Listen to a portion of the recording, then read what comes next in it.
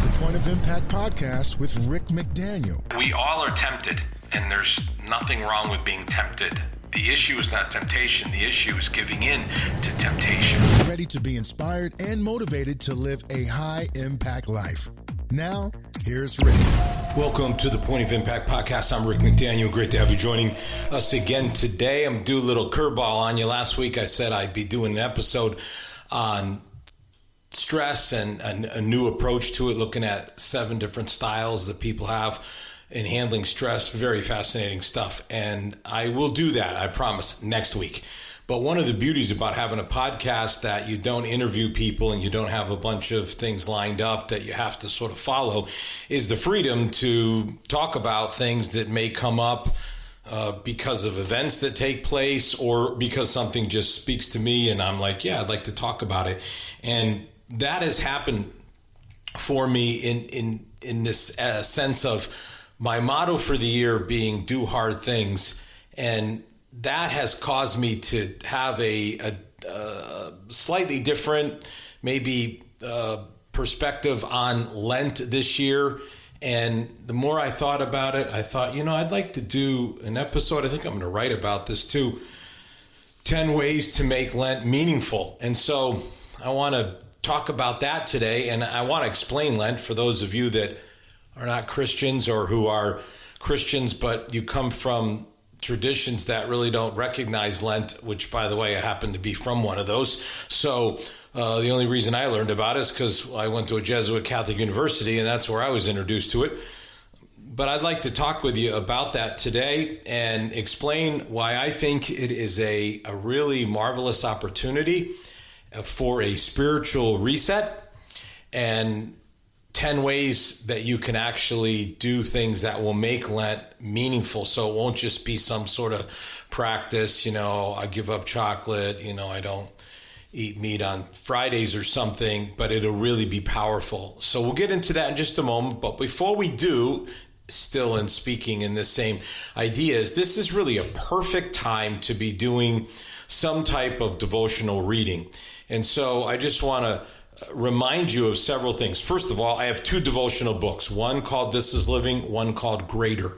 And I would highly encourage you to get one of those books. You could just go like on Amazon and go on my website, rickmcdaniel.com, and get a devotional book and be reading each day devotionally would be a great thing. Another option you have is that I have 10 entire reading plans on the Bible app, the YouVersion Bible app. They're each 5 days long. So to go through Lent, you'd go through a number of them, which is why a book might be a better way to go. And by the way, you can get the book if you want to say, well, I just want to do it on my phone, just it's like half the price. You can just get the book as right to your phone, like an electronic version, and people do that. And my wife has it on tablet. That's really nice if you have a tablet, an iPad or something. So there's all ways to do it that work well. But I think that's a good one if you're like, I want to just keep it on my phone. I don't want to necessarily have a book. Now, some of you may be, I want the book. So that is great because it's offered. Hardcover, This is Living, softcover, Greater, and again, either one of them electronically. Or you can go onto the Bible app, and there are a number of different plans. A good one to start with might be the 5 Ways of Jesus, because the focus on Jesus, and you'll get a good introduction to him and to understanding Jesus' 5 ways, his friend and shepherd and servant. So good stuff there, but there's a number of other plans as well. So either one of those would be good options for you, but I would just highly encourage you, and I'm going to talk about it here in a moment. It's one of my ways. So, but I wanted to devote a little more time to it to just let you know the different options that are offered through the stuff that I've written, which is a lot of stuff, 2 entire books and then 10 entire plans. So you're talking the total of all those 250 different devotions. So that's quite a bit and far more than you could ever do this Lent. So pick up a book, go on the the app, get electronic version, make it easy. And then you, of course, what's nice about that is then you've got all the days covered. You don't have to keep going from plan to plan because you'll have 100, so you have more than enough in either of those books. All right, so 10 ways to make Lent meaningful. So let's just start with, what's the deal with Lent? And some people say, hey, we're Bible-believing Christians. Lent's not in the Bible, so that's it. Why do we even practice it? So just a couple thoughts on that. Obviously, everything in regards to Lent, in terms of the life of Jesus, is clearly in the Bible. So you wouldn't want to say that because that wouldn't be accurate or true. What would be true is that, the church kind of decided, let's have this focus before Easter on Jesus' passion and on Jesus' journey to the cross. And you say, well, what's with the 40 days? Well, the 40 is a pretty big number in the Bible. Let's go all the way back to Genesis, and you have 40 days of rain with Noah. So you have 40 days of rain. Then you go to Moses, and Moses is on Mount Sinai for 40 days. Then you have Israel, the Hebrew people, 40 years in the desert. Then you have Elijah, 40-day journey to Horeb. And then the one that is most directly linked to Lent, Jesus, 40 days of fasting and prayer. So 40 is a big number in the Bible. It's an important number. And that's where the church came up with this idea. Let's have this 40-day focus on Jesus and focus on a spiritual reset for ourselves, a spiritual reboot, a season of sacrifice where we focus in on our spiritual lives and get away from all these distractions that we have. And man, if that was what it was supposed to be for all those years ago, imagine how important it is for us today. Imagine how important it is right now to have something like Lent to really focus us back on the things that are most important, get us off of temporal things and onto eternal things, get us off of natural focus and onto spiritual focus. And you can really see the benefit of having this time of examination, of reflection. And this is what it's for, like to reflect on your life and reflect on your spiritual life. Now, some people are like, okay, I can do math, and Ash Wednesday to say the Saturday before Easter is 46 days, Pastor Rick, it's not 40. Yeah, Sundays don't count, because Sundays would not be a day of fasting, it'd be a day of celebration. So you take the Sundays out, there's your 40. Now, this idea of fasting, prayer, and really giving, almsgiving, generosity, giving to the poor, this is, again, these three pillars are kind of long-standing within Lent, that we would spend time fasting and praying and also giving. And again, we'll get into that a little bit here in just a moment in the 10 ways. But I think the important thing to understand is, if we really focus in on, we follow Jesus, and Jesus went into the desert and for 40 days, then we understand that the desert is not punishment. It is preparation. And when you think of it that way, you really start to see things differently.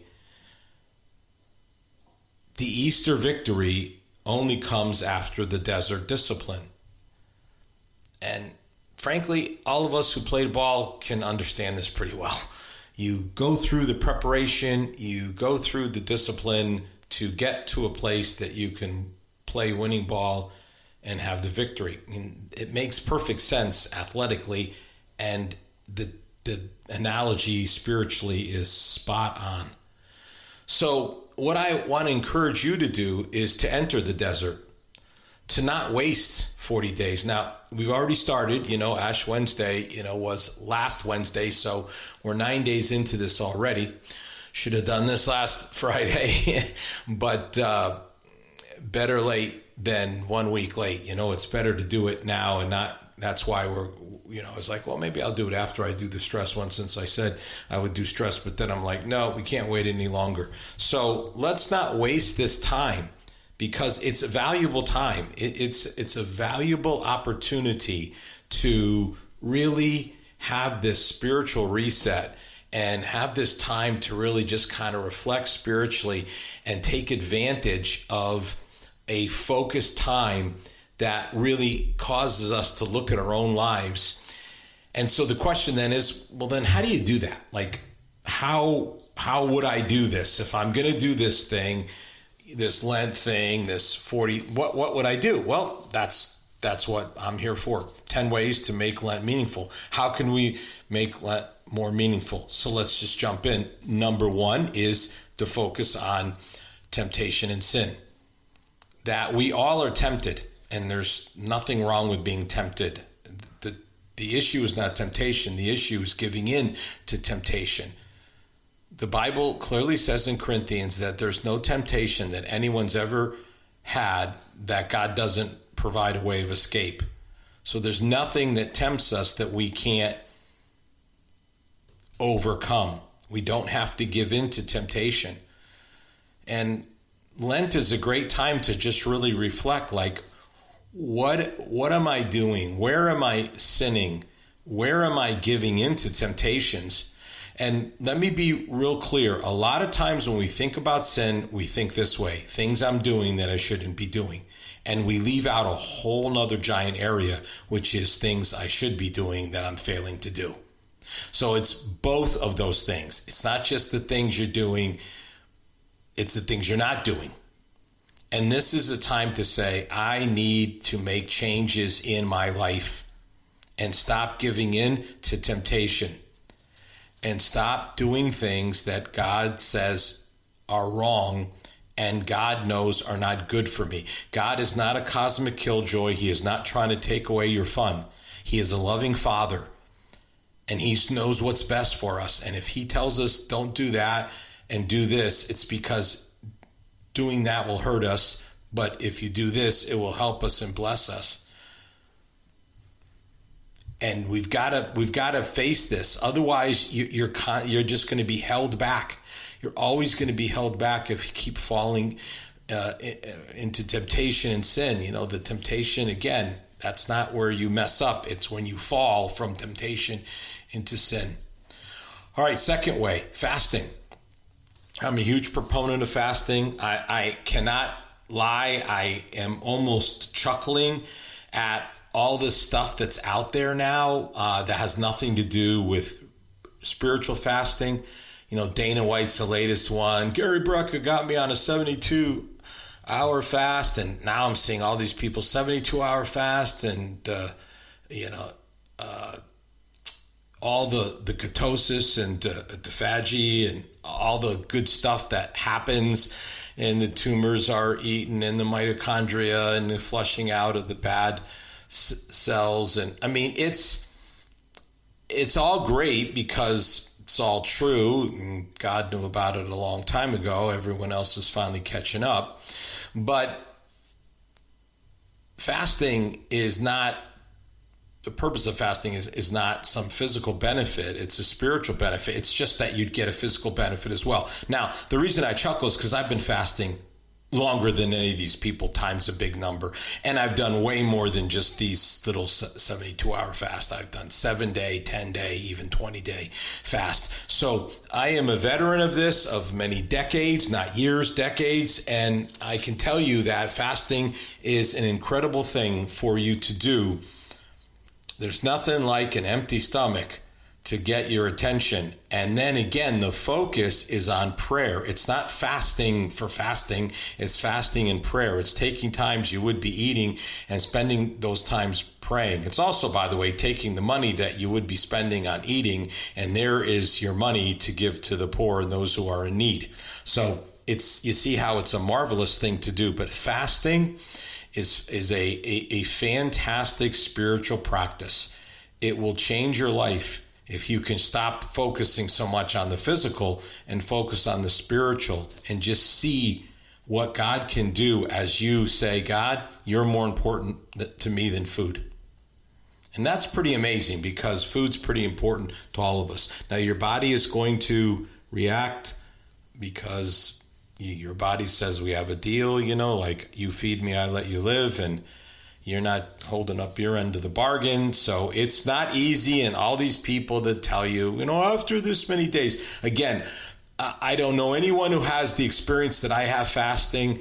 So I'm not going to listen to anyone else on this subject because I've done it longer and done it more than anyone else. And that's foolishness, this idea that it somehow gets easy. It does not get easy. There may be easier days, but I've been on the 8th day of fast, and people are like, by then you're never hungry. And I've been starving hungry. That's complete foolishness. But you can do it. Now, third way, pray.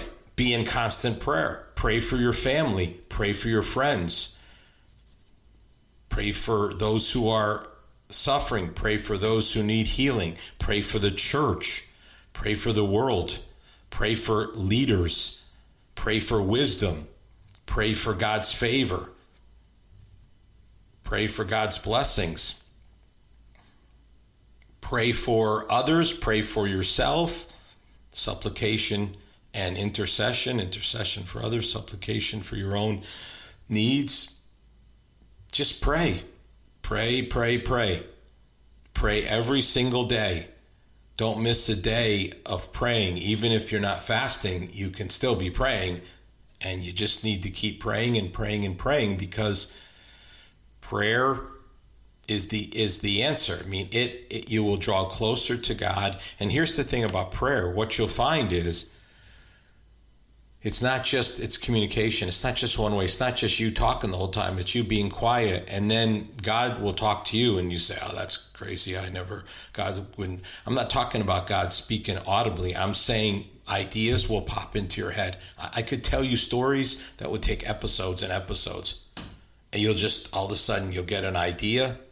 Someone's name will pop into your head. All my greatest ideas have come in prayer. Creative problem solving, laying people's names on my heart that needed help or needed me to reach out to them. I'm telling you, it's powerful. All right, do good works. Like during Lent, find things to do. The Bible says that when we do good works, we bring honor to God. It honors God when we do good works in his name. So help those in need. Find ways to serve people.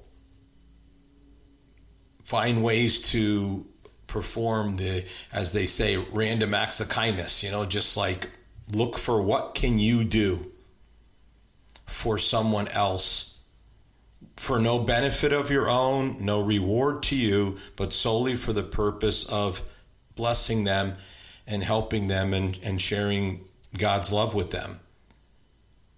Look for good works that you can do. Don't be so wrapped up and busy. And sometimes they'll visit you. I'm telling you, they will visit you. You'll be like, well, okay, God, I'll do good works. Just show me. And God will show you. Someone will enter into your life, and you may be like, oh, I don't have time for this. I got a schedule. Well, you ask God. Now God's brought someone into your life. Now you need to help them.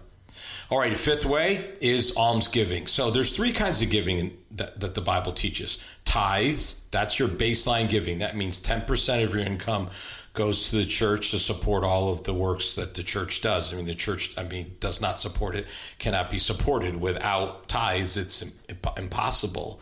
There are bigger a church, the more money it takes. There's all kinds of ministries. There's all kinds of expenses with buildings. There's people that work at the church that need to be paid. The second kind of giving is offerings, and this would be like how you help build church buildings by giving offerings above the tithe. Offerings go to missionaries, people that are doing works for the Lord in other places, whether in America or around the world. Other special projects, whatever they may be. And then the third kind of giving is alms. And alms are specifically for the poor, just for the poor. So when you're feeding the homeless, you are that is part of alms. When you are clothing those that are in need. You're giving book bags out to kids when they start school, when you're giving Thanksgiving meals to people, whatever the case may be, all of that. So how can you cheerfully give? Take that money that you saved fasting and other money that God blesses you with and say, okay, who can I help? Who needs my help? Who is it that needs financial resources that are lacking? And then do that during this special 40-day season. All right, the sixth way is kind of a famous way. What are you going to give up or sacrifice or abstain from? Again, the idea, and for a lot, especially Catholics, is well, on Fridays during Lent, we won't eat meat. And then people say, "What are you giving up?" Well, I'm giving up, chocolate, whatever. And I would just challenge you to go a little deeper than that and say, what might I give up? What if you gave up social media for 40 days or whatever is left of the 40 days now? You hear this episode, you're down to 31. What if you did that? I thought long and hard about this, prayed about it, and man, God challenged me with a hard one here, and to give up my temper. To not lose my temper during the 40 days of Lent. Now, I'm Italian and Irish. That's my name's McDaniel. My mother's name's DeBartolo. So I'm half Irish, half Italian, the two most hot-tempered ethnicities in the world. And on top of that, I am a straight-up type A personality. And on top of that, I am certainly an alpha male all the way. So, my personality, my genetics, everything points me in the direction of having a temper. So, to be able to it's one, and I've done a great job many times in my life controlling it in certain situations, but then it shows itself up, if I'm doing great in my ministry or professional life, then maybe not so great in the family or at home. So what are you going to sacrifice? What are you going to give up that's really hard? Again, do hard things. Fasting is hard. Refusing to give into temptation is hard. Parting with your money and giving it to the poor is hard. Giving something up, sacrificing something, hard to do. All right, here's another way, devotional reading. In other words, nourishing your faith by reading certainly the Bible. You should be reading the Bible every day. Of course, it'd be great to just read one of the Gospels because now you're reading about the life of Jesus while we're in this season where we're focusing on the journey of Jesus to the cross. So that makes perfect sense to do that. Obviously, as I mentioned earlier, devotional reading where you're just reading like in my devotions, a story, then a scripture, and then kind of the application, opening your heart to God and letting God's truth and God's thoughts influence your actions and thinking and behavior. The Bible calls it renewing your mind, getting the junk out of your mind and getting the truth into your mind, cleaning out your mind of all of the bad stuff that this world throws at us and replacing it and renewing your mind, healing your mind with truth, with faith-filled, positive, God-ordained thoughts and truths. It's a remarkable change in your life when you do that. It just changes everything. And if you haven't been doing that consistently, how about every day from now on until Easter, you do that? I think you will be amazed at the difference. All right, here's another hard one. Control your self-control in regards to purchases and possessions. We should be building up treasure in heaven, not on earth. So what would it mean to cut down on material possessions? So for instance, some people, going back to the sacrifice, the abstaining, the giving up, will say I'm not going to purchase anything during Lent, like nothing. That's again an approach. Now we're kind of mixing the sixth way and the eighth way here, but again, just cutting down on material possessions. Like, I'm not going to do any online shopping. Or maybe I'm going to only eat what's in the freezer and in the cupboard. I'm not going shopping and buying anything except the perishable things. Everything else, we're just going to eat everything that's already here. And we're going to take the money that we save, and again, we're going to give it to those who are in need. Lessen your wants. You can look at it that way. Just like eliminate, like, you don't need this. You want it, but you don't need it. What would it be like to say, no, I'm not going to give in to that. I'm going to control my desires. I'm going to practice self-control. Going to look to share my talents and my time with other people instead of maybe using some sort of material possession. It's really powerful to if you just think about this, what it would be like to say, yeah, for this season, there's really going to be no kind of spending on things that material possessions, that's going away. That is not going to exist. All right. Ninth way, self-control now in regards to entertainment. So too much entertainment, too much distraction. And then what happens? Well, it's like, I don't have time for prayer. I don't have time for good works. I don't have time for devotional reading. Well, yeah, you do have time for all that if you cut back on the streaming and the social media and the reel after reel after reel and the Facebook, and just, many of us get these little notifications once a week. Mine comes on Sunday, which I think is funny, first day of the week, saying, last week you spent this many hours. Yeah, all you need is that. And you're like, holy smokes, I spent that much time on this device, this phone? Yeah. Yes. So imagine if you said, you know what? I'm going to cut down on all of that during this Lenten season, and I am going to pour my time into all these other things that we were just talking about. So I do have time now for devotional reading. I do have time for good works and helping others. I do have time for more prayer because I'm not spending so much time watching this, binging this, going on Facebook for hours with this. You fill in the blank, whatever it is, Instagram, Reels, just putting down that phone device could be the biggest change of all during Lent. All right, 10th way is serve God each and every day.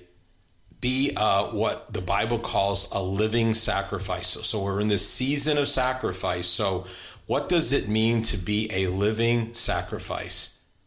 The Bible says in Romans, make yourselves a living sacrifice, holy and acceptable to God, which is your reasonable service. So to be acceptable to God, which is our reasonable service to God, is to be a living sacrifice. To offer ourselves daily to God and say, God, what is it that you want to do with me? Now, a great little phrase for this is so simple. You could memorize it in no time. Here it is. Empty me, fill me, use me. Empty me of myself, self-denial, dying to self. Empty me of self. Fill me with your Spirit, with the Spirit's power, and use me. Use me to be a blessing to others. Use me to serve others. Use me as God's instrument, as God's hands extended into this world. Empty me of myself. Fill me with your Spirit, and use me to be a blessing to others. Now, those are 10 powerful ways that you can make Lent much more meaningful, so that even if you've never observed Lent or even thought about it, or you just say, I'm just going to think of it as, the word's not important. What's important is the 40-day focus for a spiritual reset. And here are some ways to really make this season a powerful, powerful spiritual experience. And then when you get to Easter, be the greatest Easter celebration you've ever had. God bless you. Have a great week. You've been listening to the Point of Impact podcast with Rick McDaniel. Thanks for tuning in, and we look forward to you joining us for our next episode.